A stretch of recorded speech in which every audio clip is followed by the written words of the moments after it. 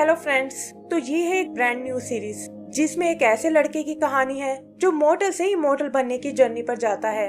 उम्मीद करती हूँ आपको ये पसंद आएगी क्योंकि इसका एनिमेशन बिल्कुल नेक्स्ट लेवल का है। तो चलिए शुरू करते हैं।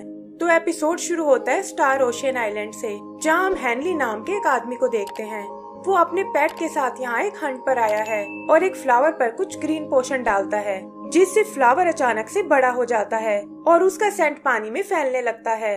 आगे वो आसपास एक ट्रैप सेटअप करता है और देखता है कि सेंट के असर से मॉन्स्टर यहीं आ रहा है। वो नोटिस करता है कि ये एक लेवल 7 का मॉन्स्टर है और इसीलिए अपने पेट मंकी से छुपने को कहता है।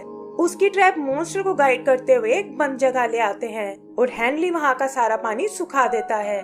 फिर वो उस मॉन्स्टर का सामना करने आता है और मॉन्स्टर, जिसका नाम नेपच्यून बीस्ट है, वो भी उससे लड़ने के लिए अपना ट्राइडेंट निकाल लेता है।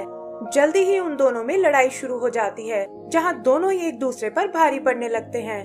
मॉन्स्टर हेनली को मारने की बहुत कोशिश करता है, लेकिन देखता है कि हेनली की फ्लेक्सिबिलिटी एकदम नेक्स्ट लेवल की है और इसका फायदा उठाकर हेनली मॉन्स्टर के क्रैब हैंड को काट डालता है।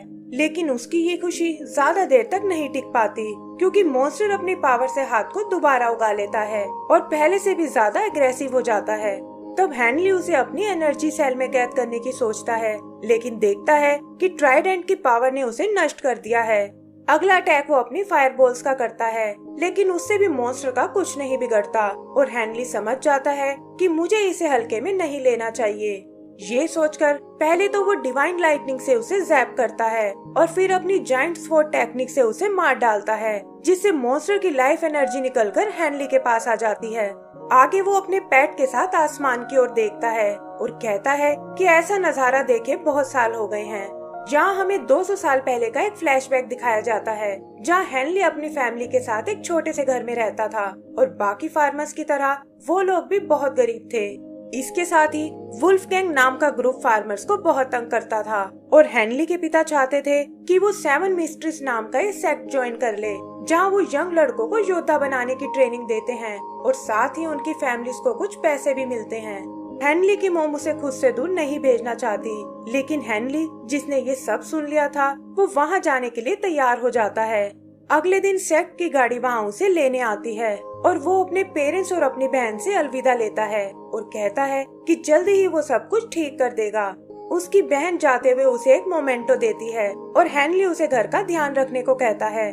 गाड़ी में उसकी मुलाकात जैंग और फ्यू से होती है, जो खुद भी अपनी फैमिली के लिए सेक्ट ज्वाइन करने जा रहे हैं। वो अपनी बातों से उसे कंफर्टेबल फील कराते हैं और जल्दी ही उन तीनों में दोस्ती हो जाती है। कुछ टाइम बाद गाड़ी में एक और लड़का आता है, जिसका नाम है वू येन, जो पहले भी 3 बार सेट का ऑडिशन दे चुका है और उसे इस बात का बहुत घमंड है। वो इन तीनों की हालत देखकर उनका बहुत मजाक उड़ाता है और इस वजह से उनके बीच लड़ाई हो जाती है, लेकिन वो तीनों मिलकर भी उसकी फाइटिंग स्किल्स का मुकाबला नहीं कर पाते। फिर जल्दी ही गाड़ी सेट तक पहुंच जाती है और वो लोग अपने इंस्ट्रक्टर एल्मा से मिलते हैं। एल्मा उन्हें बताता है कि इस बार का टेस्ट बहुत ही इजी है और इसे पार करके ही तुम सेट का हिस्सा बन सकते हो। वो उन्हें सामने बनी एक पहाड़ी दिखाता है और कहता है कि दोपहर से पहले तुम्हें उसकी चोटी तक पहुंचना होगा और ऐसा करने वाले लोग पास हो जाएंगे। फिर उसके इशारा करते ही वो सब दौड़ने लगते हैं और हर कोई एक दूसरे को धकेलकर आगे बढ़ना चाहता है। एक्सपीरियंस होने के कारण वू येन की स्पीड बहुत तेज है और हेनली अपने दोस्तों से कहता है कि हमें भी उसका पीछा करना होगा। जंगल से होते हुए वो पहले पड़ाव के पास आते हैं, जहाँ उन्हें रस्सियों के सहारे ऊपर चढ़ना है, लेकिन हेनली देखता है कि जैंग की हिम्मत जवाब देने लगी है और जैंग उन्हें अकेले ही आगे जाने को कहता है। हेनली देखता है कि ये तो एकदम सीधी चढ़ाई है, लेकिन हिम्मत करके वो एक रस्सी से ऊपर चढ़ने लगता है और धीरे धीरे मंजिल के करीब आ जाता है। तभी एक लड़का हेनली को गिराने की कोशिश करता है, लेकिन वो किसी तरह खुद को संभाल लेता है और जैंग बताता है कि ये सब वू येन के दोस्त हैं और तुम्हें इनसे सावधान रहना होगा। तभी वो एक दूसरे लड़के को नीचे गिरा देते हैं, जिसे देखकर जैंग बहुत डर जाता है और कहता है कि शायद उन्हें यहाँ नहीं आना चाहिए था। उधर हेनली जैसे तैसे करके ऊपर पहुँच जाता है और देखता है कि फ्यू वहाँ साइड में बैठा हुआ है। फ्यू उसे बताता है कि वू येन और उसके दोस्त ऊपर से पत्थर फेंक रहे हैं और इस तरह वो चोटी तक कभी नहीं पहुंच सकते। उसे लगता है कि शायद उनकी मेहनत बेकार हो गई है और अब वो अपनी फैमिली को सपोर्ट नहीं कर पाएंगे। तभी भागता हुआ जैंग वहाँ आता है और फ्यू कहता है कि इतनी मेहनत करने का कोई फायदा नहीं है। लेकिन हेनली हार मानने को बिल्कुल तैयार नहीं था और देखता है कि ऊपर जाने का एक और रास्ता भी है। फ्यू उसे वार्न करता है कि वो जगह बहुत ही स्टीप है और बिना मदद के तुम वहाँ से ऊपर नहीं जा सकते। लेकिन हेनली तो अपनी कैलकुलेशंस लगा चुका था और जैंग को लेकर ऊपर चढ़ने का एक नया तरीका निकालता है, जो वैसे तो बहुत रिस्की था लेकिन इसका रिजल्ट इफेक्टिव होने वाला था।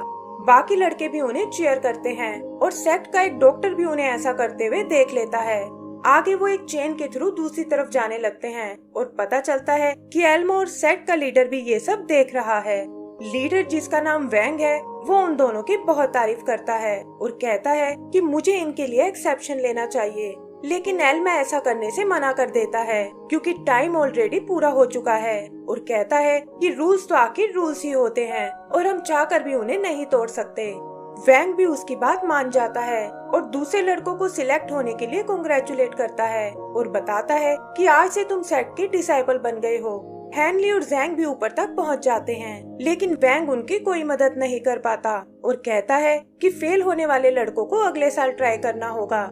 तभी हम सेक्ट के डॉक्टर और सीनियर मेंबर मो को आते हुए देखते हैं, जो हेनली और जैंग का कारनामा देख चुका था और उन्हें अपने पास आने को कहता है।